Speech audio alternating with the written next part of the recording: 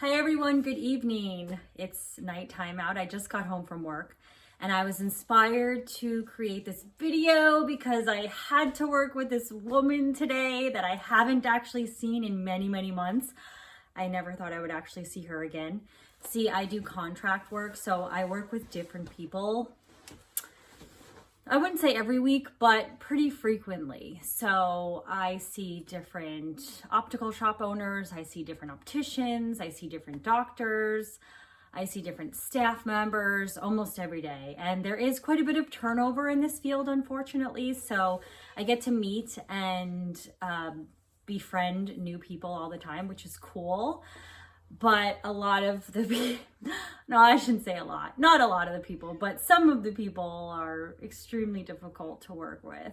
So if you have that 1 or 2 or 5 or 10 people that you have to work with on a daily basis, please listen up to this advice, because I was able to get through my day today without wanting to punch a wall or or worse.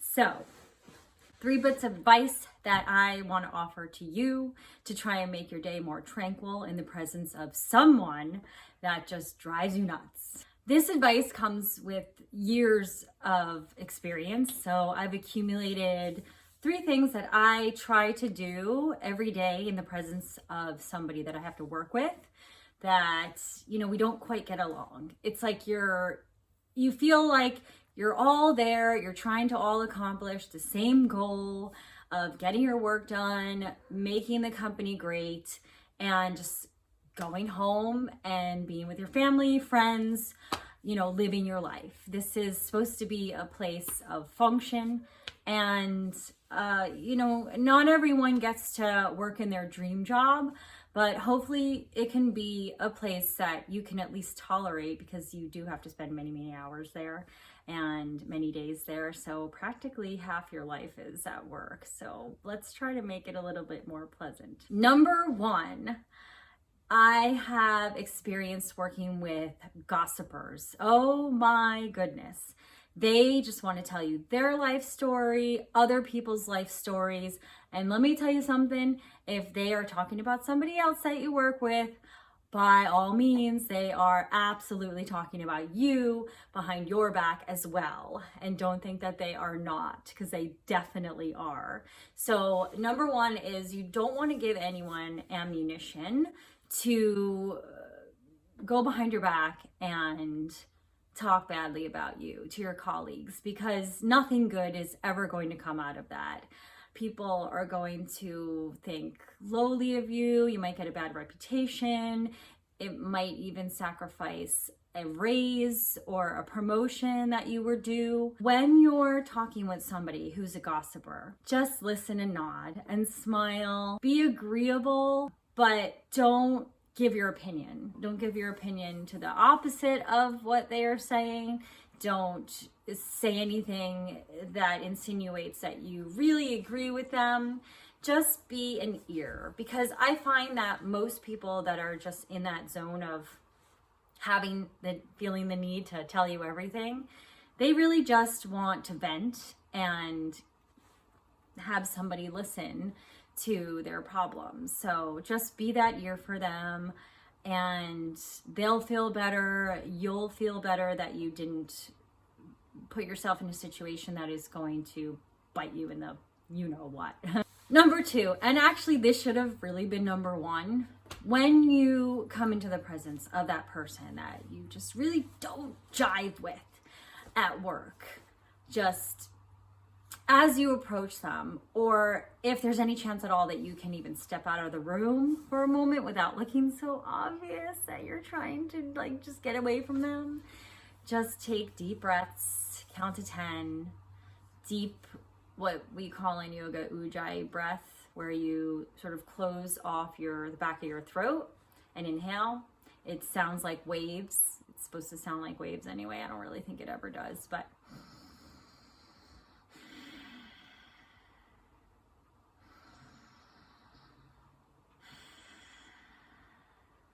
Really deep inhale and deep exhale. And if you can do like 10 of those before you have to even come close to that person, trust me, you are going to feel so good, so grounded, so energized that whatever they have to dish out for you is going to just go whoof, right over your head and out the back and not even going to bother you. Number 3, oh, this is the most important. It verifies number 1 in the sense that you are not gossiping about anyone, but you need proof, right? So if you can get things in writing, that's the best. Email, text, freaking snail mail, I don't know, a love letter, anything that documents what actually transpired is the absolute most important piece of information that you can gather, because people lie and emails don't and text messages don't, and not even written paper trails lie, because you can say all you want, but whatever's actually written there, that's what actually transpired. Another way to do this, because if you're in a real life situation and you're having to be in a group, let's say a meeting, unless that meeting's being recorded, having a voice recorder is the best as well.